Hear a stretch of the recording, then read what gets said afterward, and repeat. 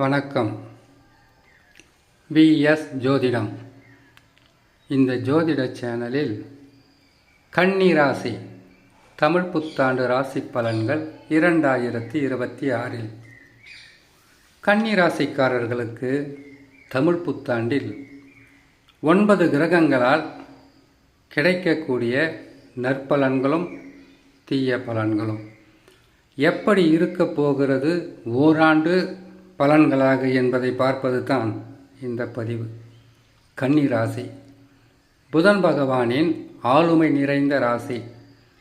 கடந்த சில மாதங்களாக, ஏன் சில வருஷங்களாக கூட மன நிம்மதி இல்லாத சூழ்நிலையில் கன்னி ராசிக்காரர்கள் வாழ்ந்திருக்கலாம். நன்மையும் தீமையும் கலந்தே நடந்தும் இருக்கலாம். ஒரு சிலருக்கு பாதகங்கள் குறைந்து சாதக பலன்கள் நடந்தும் இருக்கலாம். காரணம் நட்சத்திர மாற்றம், கிரக மாற்றம், ஜாதகத்தில் நடந்து கொண்டிருக்கக்கூடிய தசாபலம், இது அனைத்தையும் கலந்துதான் நன்மைகள் நடக்கும், தீமைகள் நடக்கும். வெறுமனே கெட்டது தான் நடந்திருக்கென்று உறுதியாக யாராலையும் சொல்லிவிட முடியாது. கிரகங்கள் அமர்ந்த இடத்திற்கு தக்கவாறு பலன்களை கொடுக்க வேண்டியது சூரியன் முதல் ராகுகேது வரையில் இருக்கின்ற 9 கிரகங்களின் குணாதிசயங்கள். அப்படி இருக்கும்போது 12 மாதங்கள் ஓராண்டு பலன்களாக தமிழ் புத்தாண்டு பலன்கள் வருவது கன்னி ராசியான உங்களுக்கு எத்தகையான நன்மைகளை செய்யும்? நற்பலன்கள் என்பது நீங்கள் நினைத்ததை விட அதிகமாகவே கிடைக்கும்.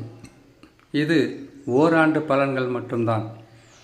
ஓராண்டில் உங்களுக்கு எதிர்பாராத தனவரவும், எதிர்பார்த்து காத்து கொண்டிருந்த நன்மைகளும், மிகவும் மன நிம்மதியும் சந்தோஷமாக இருக்கக்கூடிய காலகட்டமாகவே இந்த 2026 முழுவதும் இருக்கும்.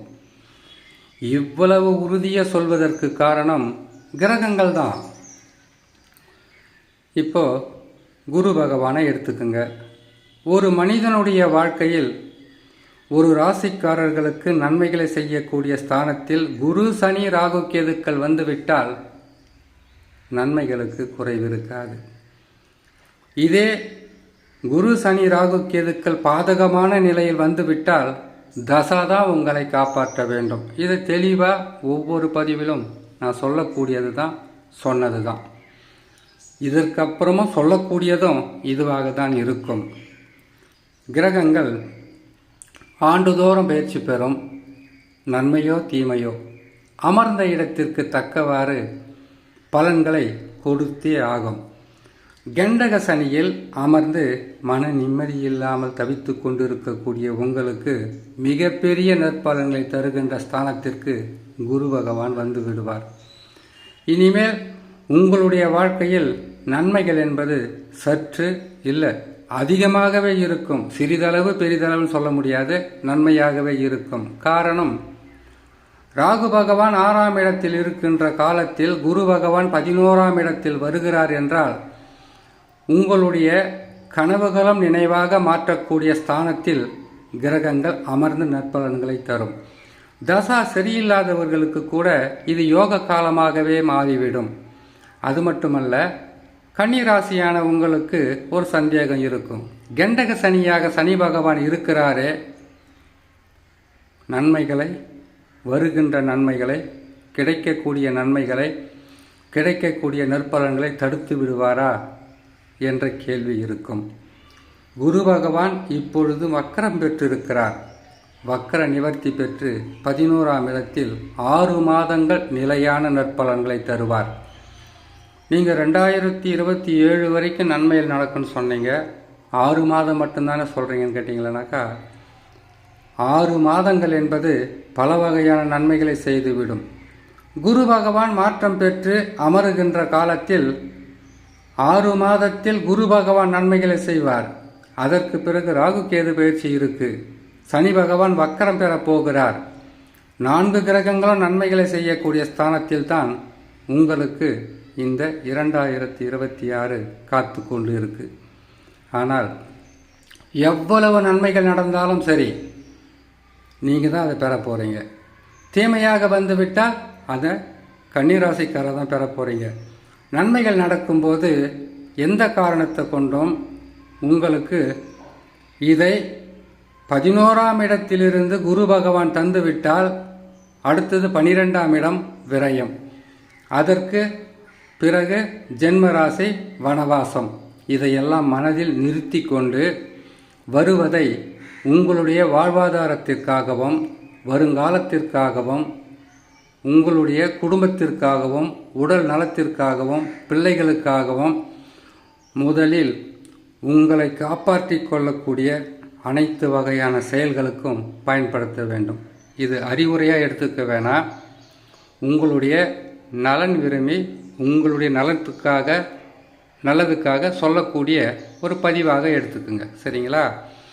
ஏன்னா நல்லது நடக்கும்போது மட்டும் நல்லது நடக்க போகிறதுன்னு சொல்லிட்டு அடுத்தது வரக்கூடியதை கெட்டதுன்னு சொல்லும்போது மனசுக்கு கஷ்டமாக இருக்கும். நான் கெட்டது நடக்கும்போதும் ஒரு விஷயத்தை சொல்லிக்கிட்டே வருவேன். இப்போ நீங்கள் கெட்டதை அனுபவிக்கிறீங்க, அடுத்தது நல்ல காலம் வரப்போகுது. நல்லதை அனுபவிக்கிறீங்க, அடுத்தது கெட்ட காலம். இது தானே மாறி மாறி எல்லா ராசிக்காரர்களுக்கும் எல்லா நட்சத்திரக்காரர்களுக்கும் நடந்து கொண்டே இருக்க போகிறது. அவ்வளவுதான். நல்லா பொறுமையாக புரிஞ்சுக்குங்க.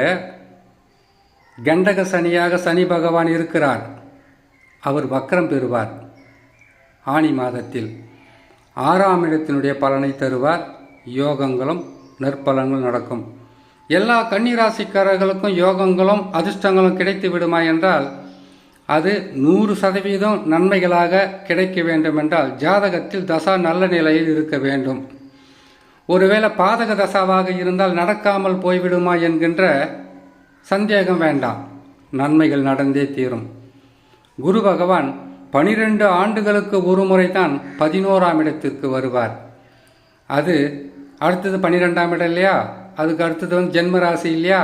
இந்த 2 வருஷத்துக்கு தேவையான உணவுக்கும் உடல் நலத்திற்கு தேவையான அதற்குண்டான வழியையும் குடும்பத்திற்கு தேவையானதை செய்வார். நீங்கள் பாட்டுக்கு ஏதாச்சும் ஒன்று வேண்டாத வேலைகளையும் வேண்டாத தேவையில்லாத குழப்பங்களையும் செய்துவிட்டு பிரச்சனையில் மாட்டிக்காதீங்க. வருவதை தக்க வைத்து கொண்டால் வாழ்க்கையில் சந்தோஷமாக இருக்கலாம். வீணான செலவு, வீணான முயற்சி, வீணான தவறான எண்ணங்கள், தப்பான பாதைகளில் போகாமல் இருந்தாலே நன்மைகள் உங்களை தேடி வரும் என்று சொல்லி இன்னொரு நல்ல பதிவில் உங்களை நான் சந்திக்கிறேன். நன்றி, வணக்கம்.